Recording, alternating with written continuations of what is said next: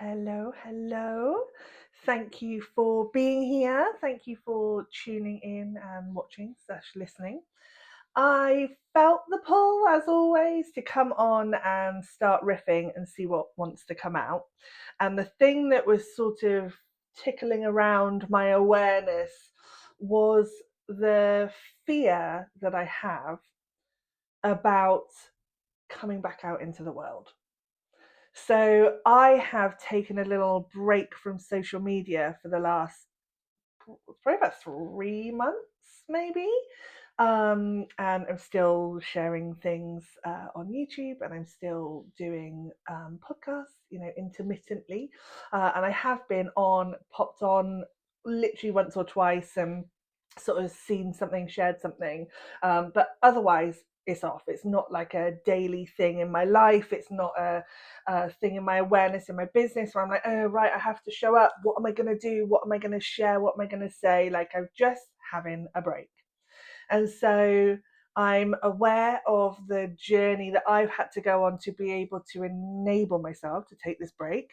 And then I can see things coming to me where it's everyone else's questioning of the break, even my daughter, my friends, my family, well, what are you doing? Why are you doing that now? Why are you, how long? What, like, and it's like, I get it.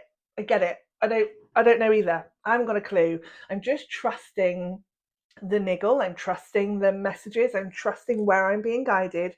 And where I've been guided is to pull back my energy from these places and to really channel it all into myself, into projects that I've been waiting to do for a long time, into creations that have been sort of slowly building over the last couple of years, and sort of channeling that into hopefully getting it finished over this pause, this hiatus, this sort of downtime, time off, whatever you want to call it.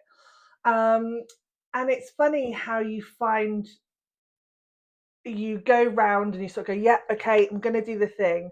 And you make that decision, you battle with all of your own voices, and then they come to you from, well-meaning friends and family and children.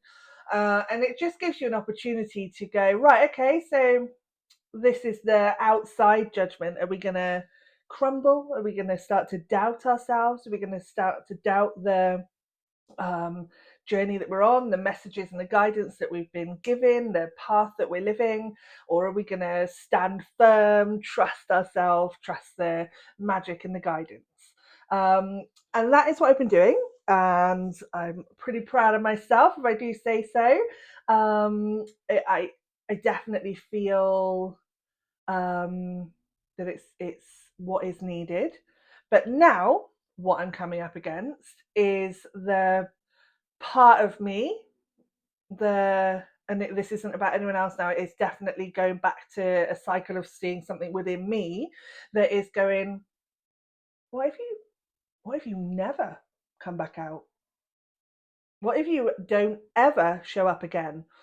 What if you don't ever do anything for your work? I'm looking at my website now. I'm looking at my book that I'm making on my other screen. Like, what if you take this time off, do all these things, and then actually you can't come back out into the world because it's moved on past you. It's moved by. What if you get out there and just instantly, such as I am now, when I go on social media, I'll go on for a second to share something or whatever, or someone sent me something, and I'm like, get off. I can't. It's not for me. It's just not for me. And I'm terrified that I'm gonna have this break, have this sort of pause that I've given myself in my head, this, I don't know, deadline of a year, and having this time, and then go, what if after a year I don't want to come back out? Like, what what do I do? What do I do then? And I guess that's okay. I guess that is, maybe I won't. Maybe I won't want to, but I'll trust that something else will be there. There'll be um, another step, another journey, another bit of the path to uncover. But that is definitely the piece that is coming up for me at the moment.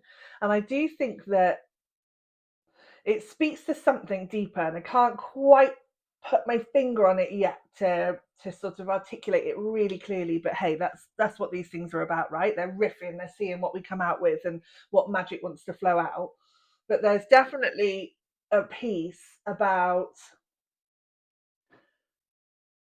we're afraid to go into the dark, into ourselves, into the work, sort of self discoveries, journeys, any of that sort of stuff. And now I'm afraid that I won't ever want to come out and be part of the world, like meet someone, have, lovely new experiences. I've been calling in a partner for freaking 13 years. And now I'm like, maybe I just don't want one. Maybe I'm absolutely happy on my own and I'll just have epic friends, epic adventures. Like Isla's getting a bit older, and so in a couple of years' time, she won't need me as much and she might go and get a job and all the things. I'm like, wow, like I really get to just be me, and these people aren't leaning on me so much. And maybe this is just the piece of the recovering people pleaser. Maybe this is the work that I feel is underpinning all of this, which is choosing myself, which is actually not being so bombarded and distracted by the outside world, that I'm coming in and I am seeing where I need to go, what I want to do, choosing to be selfish. It's obviously not selfish, but choosing me, putting me first. And then the fear of that is that I'm going to put me first so much that all the stuff I thought I wanted, maybe I just won't want anymore, which is very, very strange. So I know this is a bit wild, it's a little bit all over the place, standard.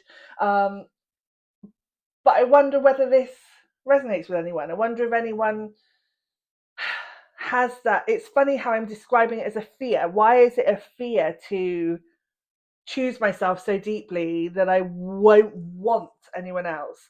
Is it that I'm being reminded of conversations that I've had recently with a couple of my friends about like Disney movies and growing up watching them and watching other things and reading books. Everything in the world is guided to, yeah, but you meet someone, you fall in love, you get married, have babies, get a house, work, die. That's it. So if then I am choosing to do it very differently, there's this big chasm opening up, isn't there? There's this big empty space to fill with what my soul wants, with anything that my soul wants and my heart and my desires, and then that's quite a lot of pressure. Like there's quite a lot of pressure to figure out what that is. What do I want to fill my life with? What do I want my life to look like? What do I want to experience? Who do I want in my life? How do I want to live my life? And I am alive, I am living.